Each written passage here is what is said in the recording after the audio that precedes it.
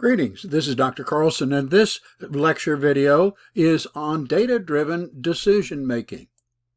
In this lesson, you'll learn the importance of data in our data-driven world and what data you should be collecting, and how data is used to improve the user experience and ultimately increase conversions. We'll also examine how knowing your customers is integral to improving their experiences with your brand. There are many times I think we don't really understand how much data we already have about our operations, our business, and our customers. Obviously, there's a lot of online data anytime your audience interacts with you online, whether that's on your website, in a forum, in social media. Those are all sources of data about consumers and their interaction with your brand. But there are also databases internal to your organization. These may be contact databases, customer relationship management information, even loyalty programs. And they can often supplement anonymous data with more tangible demographic insights. Throughout all of your activity, there is software data that is being collected. Some web browsers gather information on user habits, their crashes, their problems, and other forms of interaction. We'll also see it from the standpoint of time on a screen, time through the journey on your site. Another area for data that I think is extremely good in terms of consumer behavior is an app. If you've generated an app, there's an opportunity to get more data from the app stores themselves. They'll give you some useful data in terms of stored analytics and how your customers download, paid for, and used their apps. Last but not least, there's all forms of other offline data that tells you about your interaction with customers, whether that's service logs, in-person surveys that you might have conducted for your research, as well as in-store foot traffic. So all of these are potential sources of data that can be used in your analysis of your interaction and success in working with your customers.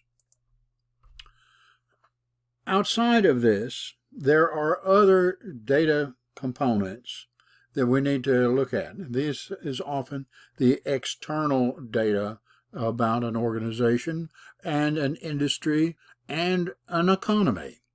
These include what we call leading and lagging indicators. Now, we'll want to know the difference because where we have this gap of the time lead from the lead indicator to the peak of the lagging indicator is our time to be able to react to that set of changes. And the lagging indicators are always about the past.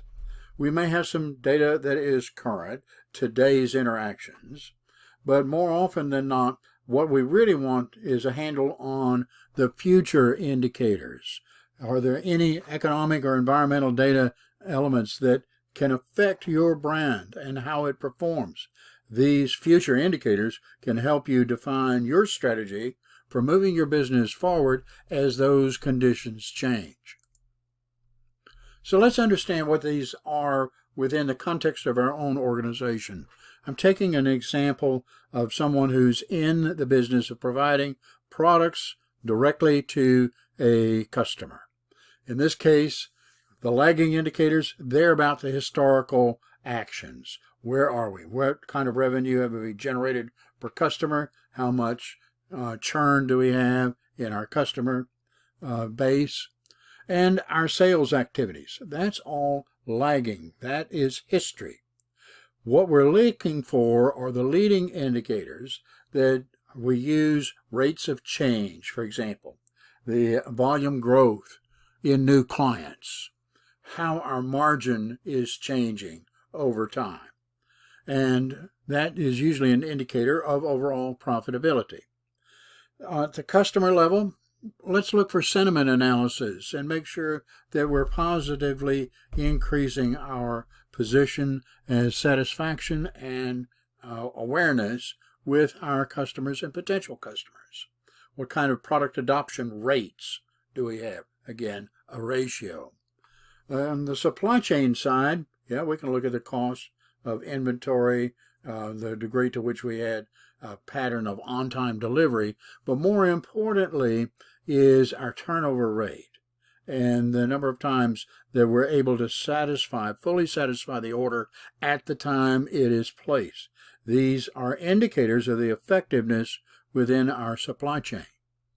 So sales, customers, and supply chain are all critical areas for looking for the impact of leading indicators. And by the way, every one of these leading indicators were not economic indicators of the external world, GDP, employment rates, and all of those things. These were direct measures computed from your own data. So as we look at our data and how we're going to use it for decision making, it's very easy to look at your data as an owner or a shareholder, but you really need to think like a customer. Remember, you are not the customer, you yourself. The customer's out there, and your brand does not know the customers as well as they know themselves. So the more we can get inside the head of the customers, the better off we are. But we also need to understand that it's awful easy to generalize, and that is a danger because every customer is different. There are unique, though often slight, differences in preferences as I go from customer to customer. And over time, they're constantly changing. So that data is needed to help us drive a customer-centric view. So when we focus on the customer, let's identify the granular segments within our user base. Rather than just talking about everyone who's a customer who is 18 years or old or 25 years old or in a particular age range or income group, we need to have a more granular cut at what their preferences are, what their lifestyle, all that psychographic kind of information as well. We also, as a result of that more granular approach, we can update our consumer engagement processes in order to be more responsive to those segments. And we can shift towards a world where every customer has a unique view of our product. Remember, with all this technology, we're at the place where we can actually market to a market size of one, that individual customer that fits a specific set of profile components, and as a result of their behavior, their action, we know how to market to them. And given that, we can always go back because change is always occurring and reconsider all of those customer touch points and feedback loops so that we're adjusting to maximize our impact. We need to start mapping and continue to map the relevant user journey, and that way we can use this data to make adjustments to our processes and our touch points. Throughout all of this, when we're talking about customer data, you need to maintain a level of trust with your customers. And how do we do this? Probably the biggest issue starts with this idea of privacy, security, that you protect customer data from being hacked or stolen. And with that, you're ensuring the privacy that not only meets the legal requirements, but also expectations that you've set with your privacy policy that you've communicated effectively to your customer. That means you also have to have an element of transparency, giving customers the insight in how their data is being used. Just remember that trust is that glue that holds that customer relationship together. And if you break that trust by overstepping your bounds, and you can do this with some creepy personalization, so be careful. Just that alone, we try to encourage personalization, but make sure that you know where the boundaries are and where you are keeping your data safe for your customers, and at the same time giving them a feeling of confidence in that relationship with you. So let's talk about measuring success. Data decisions that are based upon how do we deliver success. We've got all kinds of site measures that we can use, and we've talked about them before in much greater detail in terms of everything from pre to post sales, but also the technical performance of your website and your social media presence is important. The time load per page is important. Why? The longer it takes to load that page, the more you begin to lose your customers. At 3 seconds, our data shows that we're okay. But at 4 seconds, we can lose up to 25% of those customers who clicked on to load a page. Think about it. You can have a 25% reduction in the number of those who stay past 4 seconds. 4 seconds goes real quick, doesn't it?